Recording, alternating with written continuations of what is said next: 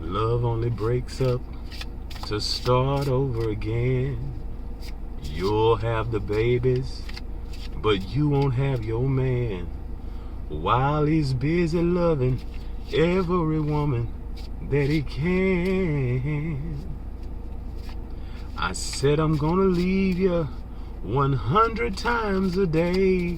It's easier said than done when you just can't break away. Oh, young hearts, run free. Don't never be caught up like my man and me. That song was on my mind. Don't be going back. You done broke up, don't be going back to it now. It may be tempting. It may be tempting. I dreamed about an ex from a long time ago.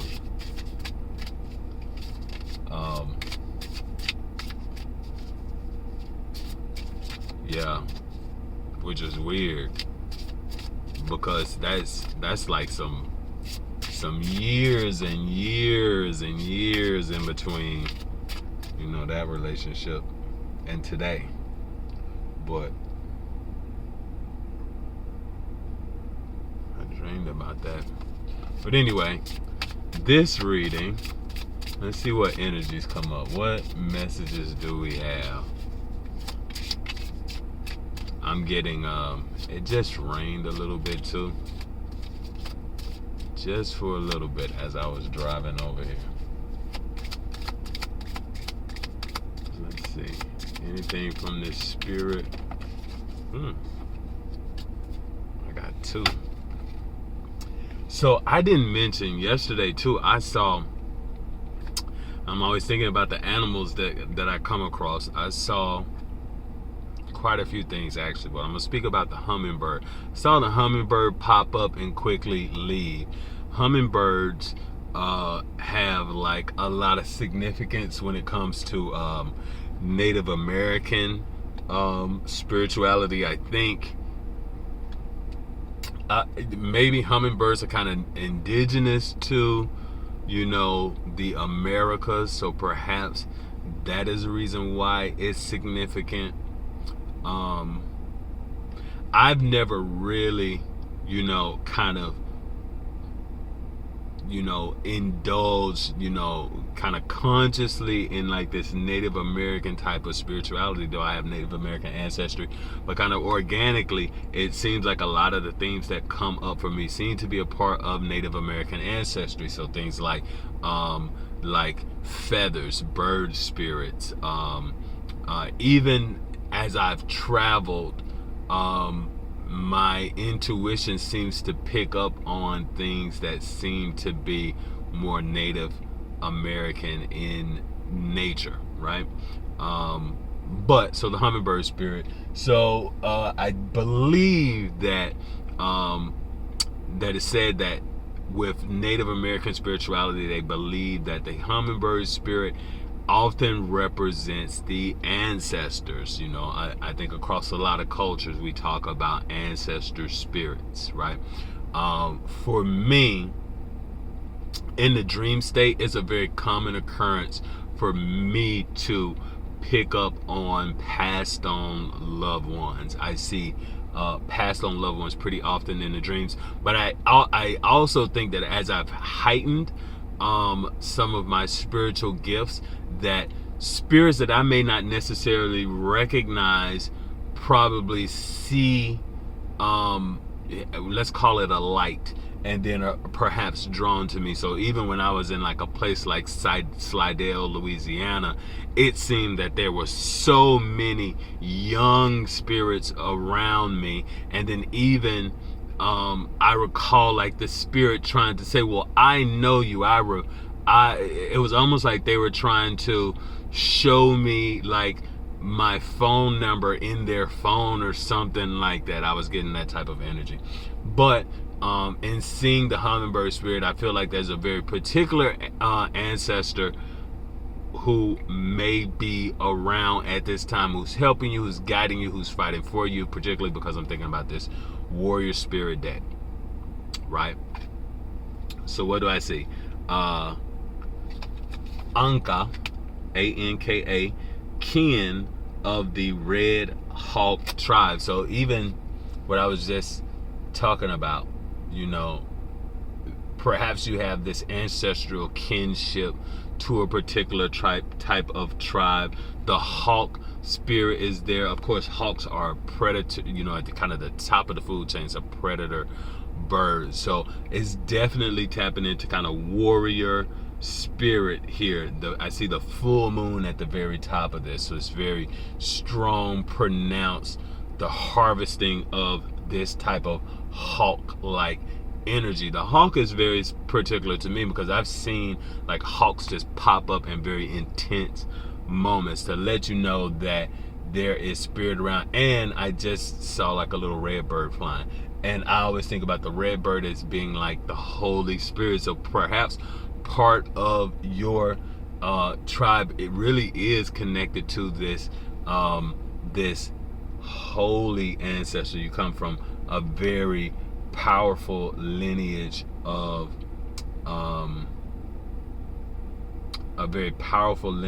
royal ancestors, right, that have very high spiritual ranking.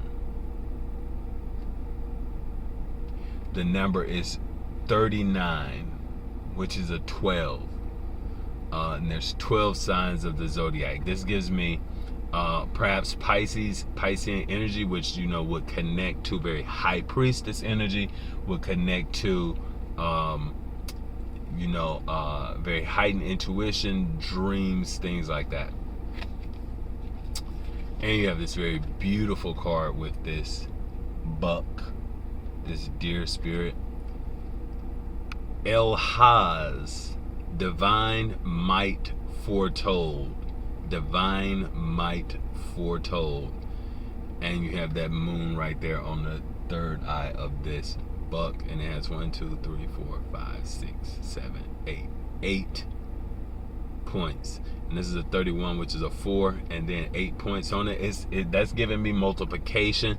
So divine might foretold, I see this as like, you know, maybe you're only seeing the very beginning of something that's going to multiply and expand.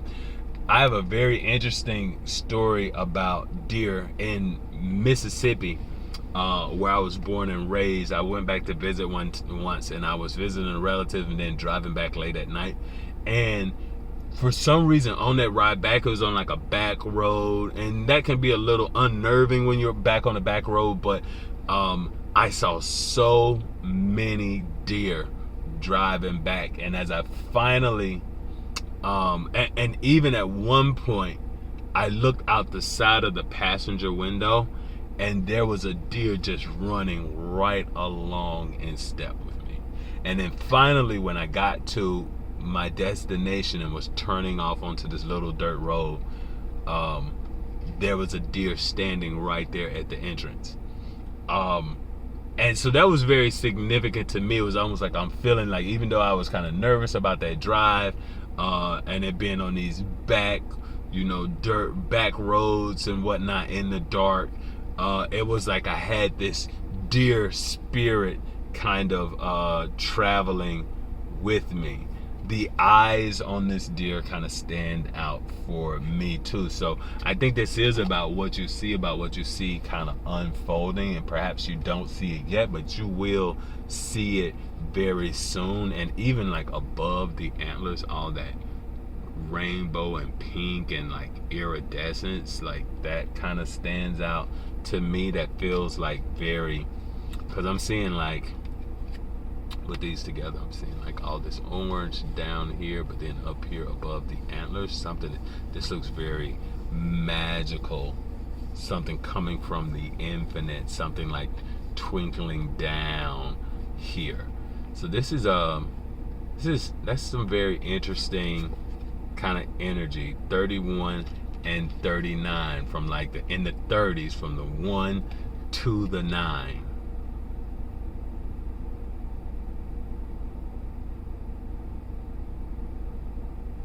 And three, three is about a completion, but the beginning to the end. It definitely gives me a bit of like Aries to Pisces energy. Of course, I'm an Aries sun and a Pisces moon, so I pick up on that a little bit. Let's see what else we can get. And since I was channeling that song earlier, about young hearts run free, I really feel like, if it is for romance, right, because I think this is a little bit more about you, but if it is about romance, right, that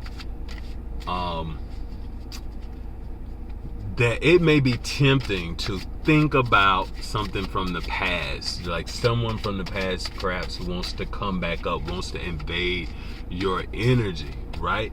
But if you were rejected, if that relationship came to an end and you went through all of this, healing and transformation and things like that, then, it's probably smart not to go back to that, because with a lot of relationships, the lesson is often not about the happily ever after. It's about that twin flame journey that people talk about, and that's all about your own personal growth, like the growth of you understanding your values and what you're going to deal with and what you aren't going to deal with. So if you kind of heal from that, you don't want to go back. You want to hold strong to what you have learned, because there's something new coming in for you. There's always, and you don't have to take my word for it, just look back in the past. Like, I'm talking about, I dreamed about someone from a relationship from like, years and years and years ago, and I've had my heart broken probably several more times by several more different people since then. But that person I probably invested the most in out of anyone of my relationships, and perhaps they took me through it more than anyone, and probably stole more from me than anyone. The Page of Quills. The Page of Quills. I want this to show up really good. Let's see. Yeah, there we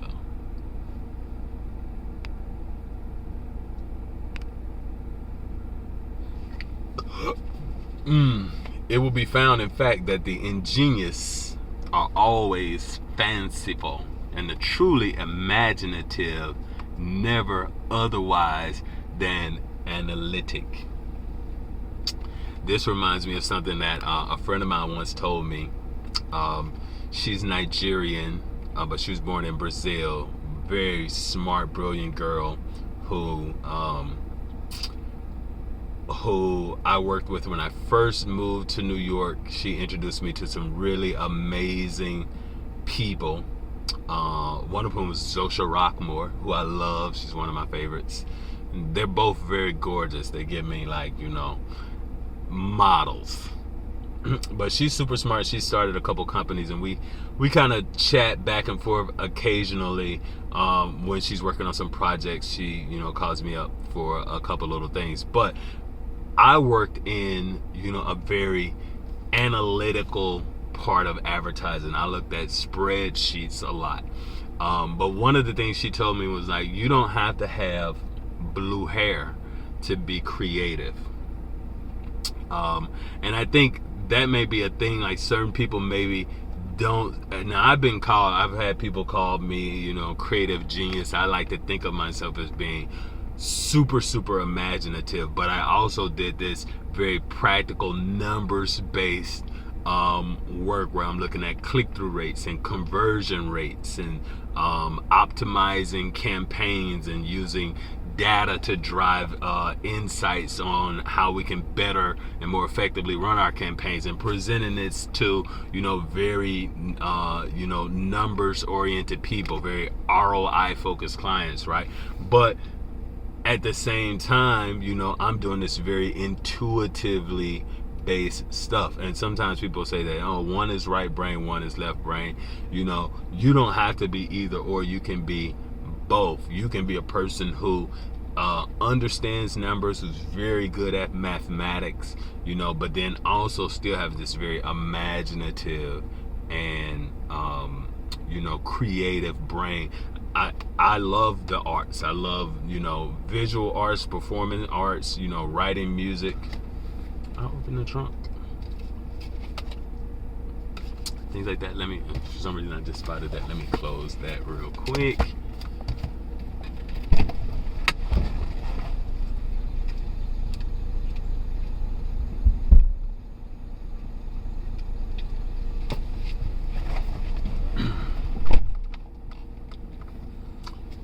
Okay, so this page of quills says it will be found in fact that the ingenious are always fanciful. You look at Albert Einstein, and actually I heard this recently too, that a lot of the people that we consider these very scientific geniuses all say that they received kind of downloads in their field. So it wasn't like they knew so much, but they really did know a lot about it. They became experts in their field, and then they receive a download about something that perhaps has not been discovered. It just comes to them, right? But they all kind of speak about that. There's several geniuses who've kind of had that experience. And I even talk about this artist. I don't know his name, but it was a German artist I met in Harlem. He was like next door on the balcony, and I was out on the balcony of my place, and we kind of started talking and then hung out a little bit, and he kind of showed me some of his art. He did this very large scale paintings that do this thing where it's kind of abstract, but then there'll be one like little tiny thing that brings it from the abstract and makes your brain see it as something very unique. And he was talking about how he was traveling the United States and having to like rub elbows with all these capitalists who are paying top dollar for his artwork. He was very young and getting a lot of notoriety. I wish I could figure out what his name is. If I wanted to, I could, because I'm pretty sure like I have his phone number somewhere in the cloud, but it would take some scouring to figure that out. But again, it's that thing of, I'm getting here that maybe you have not been a practice writer. Maybe you don't have, because I'm getting writing from this, maybe you haven't really gotten the professional experience of, say, being a writer. You don't have the professional experience of, say, songwriting or being a dancer or being a painter. Maybe you did something completely differently. Maybe you were a school teacher. Maybe you were a police officer. Maybe you were a housewife. But you perhaps are being called to use this creative ability. And I'm seeing the feather in the hat. When they talk about a feather in your cap, it's like you've accomplished something. I feel like that's the meaning of that. Like, the things that, almost like a merit badge, the things that you've accomplished, you got a feather in your hat. And so I'm getting like, or maybe even like your hair is like mine, where like one little piece likes to stick up like that. That may be the feather in your hat. But I'm getting that, that there's something that you perhaps will create that will be very outstanding, that you perhaps will be recognized for. Like, that will be the feather in your cap, right? This is a murders in the Rue Morgue. That's one of the very famous Poe stories. And so perhaps you have a story to tell. Perhaps you have many stories to tell, and you just need to start telling those stories in your very creative way. I know for me, I was talking about, so this is July 30th.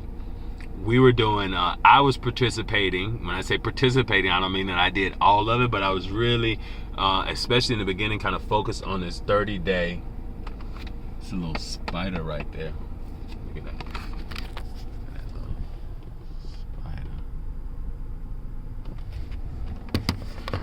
This 30-day victory fast with Prophet Lovy. And I'll just say that the month of July, in these 30 days, I could write a whole book about just the month of July. So many different things kind of unfolded, right? Like, I did a lot of traveling this month. I've been all over the place. I've been like out of the country to New Orleans twice, up and down the road, stopping in Atlanta. I've experienced like a lot of stuff with family that's happened this month. I got to do a lot of like leisurely things. I went fishing and caught a whole bunch of fish, and a few romantic encounters, meeting some like very interesting people, and then even like a bunch of old people from the past popping up randomly that I bumped into. Very, very eventful month for me. And not to say that that's been the case for you, but at the end of this 30 days, it's so crazy that Prophet is a 30-day victory fast. And what I just heard this morning was that Prophet Lovy was involved in a car accident on the 30th day with a semi, like an 18-wheeler, which is so crazy because I was right. A couple days ago, I had a dream and I saw an 18-wheeler. It's kind of significant, but like my grandfather used to drive an 18-wheeler. And in my dream, I saw the 18-wheeler kind of running over this tall yellow beer can, like a Mike's Hard Lemonade can or something like that. But it's so crazy. The other day when I pulled out in this very parking lot, there was a crushed Mike Hard Lemonade can there. And I saw that as significant. Perhaps it's not significant, but I saw it as significant. But then also hearing this morning that Prophet Lovy, had this accident. And everyone involved kind of just, the G-Wagon that they were in was crushed, but total. But they all got out of it unscathed, and that happened while he was in Zimbabwe, which is very interesting because of the alien talk lately. I've been looking at some of the mass UFO sightings, and there's one very important one that happened in 1994. There's a big, like, I guess like my particular age group that would have experienced this in Zimbabwe. It's called the Zimbabwe Aerial School sighting, where like something like 60-something kids experienced seeing a craft, a UFO, a disc landing, and then they also, several of them say that they actually saw beings come from the craft, that the beings gave them some type of telepathic message about technology, how we are becoming, the little girl used the word, too technologized, and that would be the wrong path that we were going down. It's very interesting for me because like my clients were always in tech. I've had Google as a client, Samsung as a client, IBM as a client, a few other technology clients, like smaller clients that you probably never would have heard of. But I had to take a break after, working in this space, so heavily. It became to where, I really had to take a break from a lot of social media. So I limit the amount of social media that I engage with now. I limit things like the amount of notifications that I get on my phone, the amount that my phone will beep, because I was acutely aware of how the impact that it had on me physically, and really kind of stepped away from that industry for a very, very long time. Not to say that I wouldn't kind of go back to the space, but I perhaps I wouldn't, because now I feel so strongly about my spiritual calling, which has always been there. But having that experience perhaps is a part, just like those geniuses who worked, or genii who worked in the space, that receive downloads. Like perhaps it's necessary to kind of be in the space before you can receive insights about that. And that may be, and certainly that's a big part of my story, because if I was not working in that space, I don't think it would have taken me to New York, even though my first clients when I got to New York were kind of in fashion and beauty. Like Estee Lauder was a client of mine, and Filene's Basement, if you remember that, if you're from the Northeast. I used to work with Filene's and go up to Boston, but this was as Filene's was going out of business, because that was like around 2008 when like all of the retail kind of went down the drain, because everything was discounted. People weren't spending a lot on fashion at the time. And then of course you have the rise of fast fashion and H&M and Shein now and Temu and whatnot. I got this shirt from my little Temu bundle. I really like it. This is actually one of the better ones. I see a lot of people with this shirt too. But the page of quills is like the page of swords. Page of Swords can be, people talk about someone doing a little bit of spying. Maybe you're tempted to look at what some people from the past are doing. Don't do that. Don't do that. I know it's that temptation is there. That temptation is there to kind of look and see what these folks from the past got going on, but you kind of have to be like, it's not that important. Let them do what they're doing. Don't be concerned.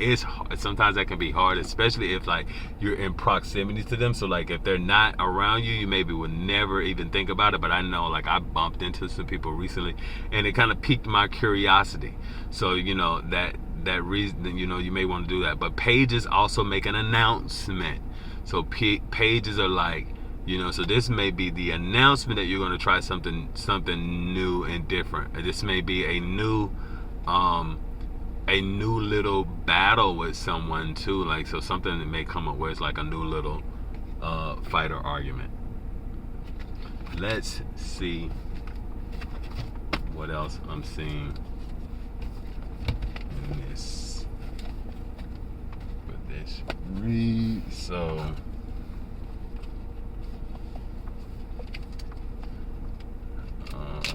because I'm going a little long, I've been rambling a bit.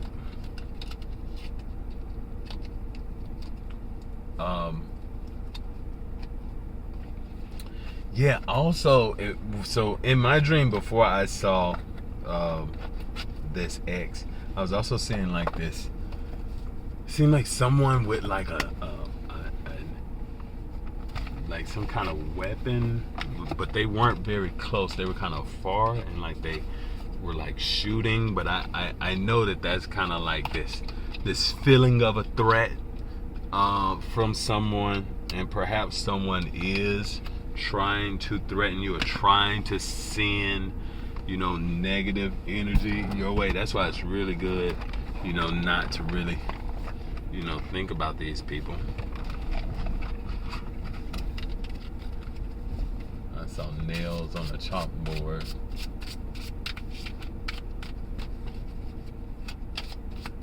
Let's get some specific words for this message.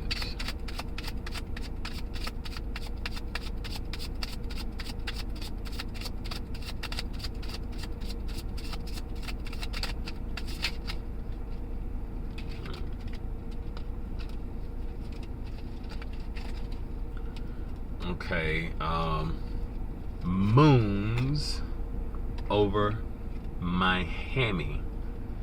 Denny's classic ham and scrambled egg sandwich with Swiss and American cheese on grilled sourdough. I'm getting hungry just typing this up. So moons over my hammy, I must be like a menu item at Denny's. Moons for sure is standing out.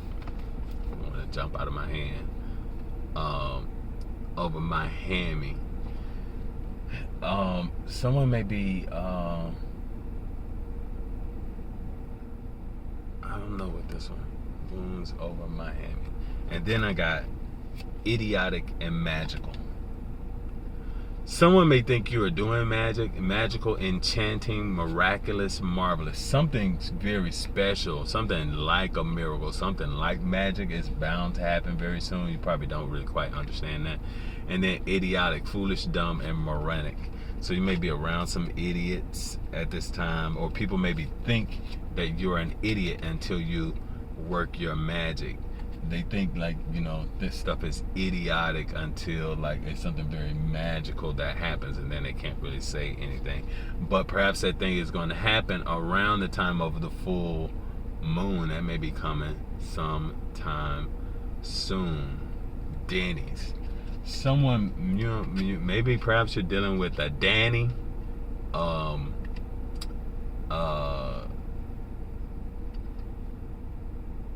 A Danny, something around breakfast. You may be a chef. This may be someone with a chef, or someone maybe someone sent you a picture of their food, or someone made a meal for you recently. Someone's been cooking something for you, or maybe you're getting into doing more of this kind of, because I'm getting food is very Cancer, moon is very Cancer, so this could be a Cancer person too.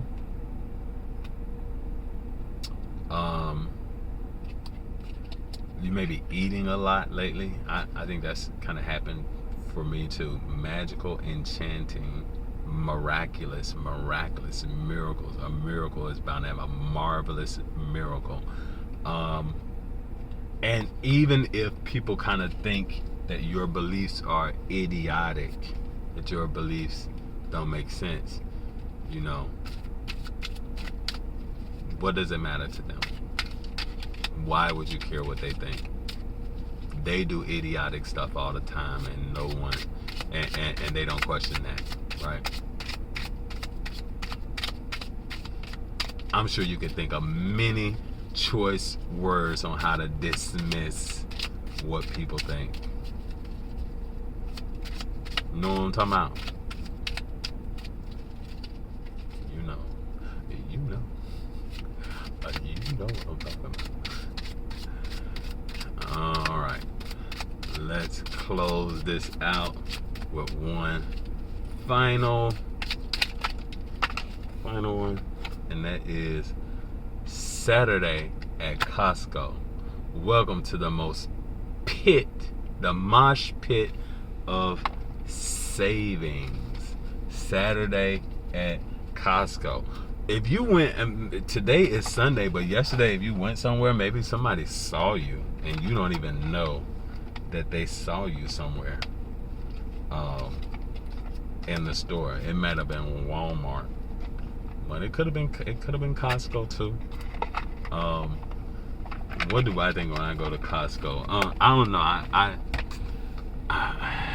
I'm not big on going into stores. I do love Walmart, but like the big box store like that, like a Costco, I don't know why I don't really particularly like those kind of stores. But it may be something new is going to happen inside a place like that. While you're out and you're least expecting it, you're out doing some shopping, that may be when you kind of come across this. But anyway, I'm going to let this go for you guys. Holla.